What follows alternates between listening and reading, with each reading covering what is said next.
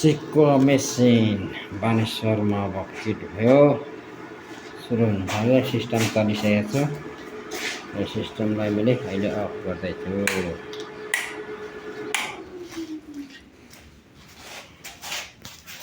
चाहिँ 12 केजी मासु पक्दैछ। यो आगो हाल्ने ठाउँ हो। मासु राख्ने ठाउँ।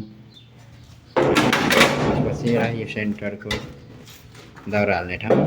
त्यसपछि फेरि यो मासु हाल्ने ठाउँ। अब यसपछि फेरि दाउरा हाल्ने ठाउँ। 3 ठाउँ दाउरा हाल्ने ठाउँ छ।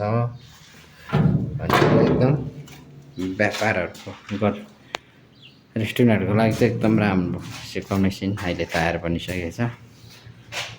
अब हामीलाई सम्पर्क गर्नको लागि यो सरल सुविधा धुवारहित सिक्को मेसिनको तलतिर टेलिफोन नम्बर रहेको छ। यो टेलिफोन नम्बरमा चाहने महानुभावहरूलाई चाहिँ सम्पर्क गर्नुभयो भने एकदम बेस्ट हुन्छ। अर्को भिडियो म सेकुवा पोल्दै गरेको पनि फेरि पछि बनाउने छु। आज चाहिँ हामीले ल्याएर राखेको मात्रै हो। यो फिट हुन बाँकी छ। बाहिरबाट यसो कभर हाल्नु बाँकी छ।